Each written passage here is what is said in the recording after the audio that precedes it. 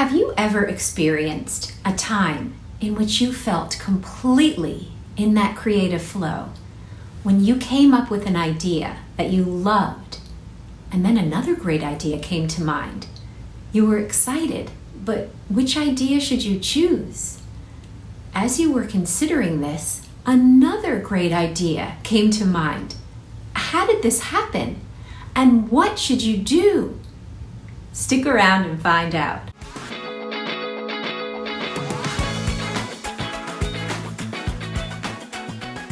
Hi, I'm Hope Weinstein. I'm the author of The Creative Toolbox, a practical guide to discovering and using your creativity. And I love helping people as they navigate their creative journeys. In a recent video, which I will link in the description below, I discuss the importance of inspiration when attempting to maintain a creative flow. Once you have that inspiration, you may receive a flood of ideas that can make you feel pulled in different directions as you try to determine what you want to create. While it's wonderful to be so inspired that the ideas are flowing, there may come a time in which you need to impose some limits on what ideas you choose to follow up on. After all, if your mind is trying to focus on multiple ideas at once, how can you give a single idea the time and attention required to see it through? You may get frustrated as you see the potential in so many ideas that it's hard to choose just one to focus on. Also, the prospect of working on just one idea day after day may seem limiting and tedious to you.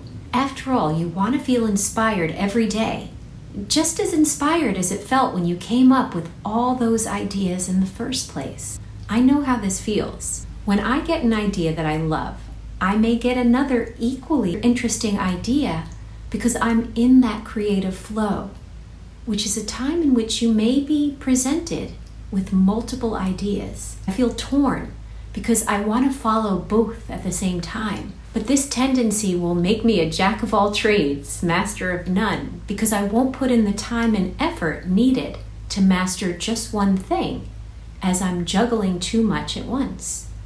Or I'm so torn between which idea I should follow that I choose none, and therefore master none.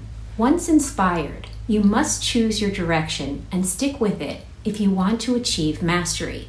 I have 5 steps that you can follow to do just that, and I'm going to share them with you now. Step number 1, write down all your ideas. Make a list of every single big and small idea that you have in your mind. Not only will this help you to clear your mind, but the process of writing all your ideas down will help you discover the types of ideas that you are drawn to in terms of the differences and similarities among them. Step number 2, discover what motivates you to work on each idea.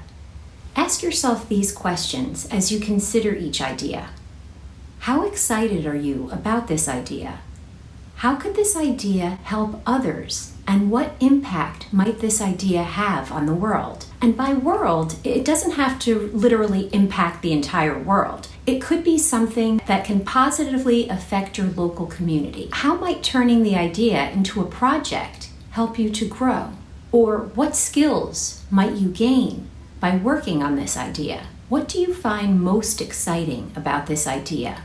The process of working on it, or the potential end result? Step number 3, acknowledge where your creative genius exists. Keep your focus on the strengths you possess that you can leverage, rather than your weaknesses that you want to improve. What can you do almost effortlessly that others have difficulty doing? Does this ability relate to any of the ideas you originally listed? What kind of work or activities do you naturally gravitate to? I like to ask, what would you find yourself wanting to do if money was not an issue? If you can answer these questions with clarity, you've probably identified your creative genius. Step number 4, explore each idea in terms of its potential for longevity. On what levels does this idea affect you? Do you care about the topic of each idea on an emotional level Or does it only interest you intellectually? Can you envision being motivated by the topic of your idea a year or more from now? If the idea fails, can you see yourself having gained some valuable skills or experiences from working on it? Step number 5. Identify how you can break down each idea into manageable parts. Mastery is a long journey and cannot be attained in a few work sessions. Think of it as training for a marathon. It's staying in it for the long haul that will lead to mastering something. To build that longevity, divide the work involved into manageable chunks. Then you have the chance to attain small successes along the way without feeling overwhelmed, leading to greater potential for project completion and mastery. If you follow these 5 steps, when you are unsure of which creative idea to follow, you will have the tools you need to decide which idea, in the long run, is best for you to pursue. Develop the idea into your creative project and achieve mastery. What has helped you to choose the creative idea you decided to pursue? How were you able to see it through to completion? Comment down below. You never know who your comment may help. Well, that's it for now. I hope you found this information helpful. If you did, please like, comment, share, and subscribe.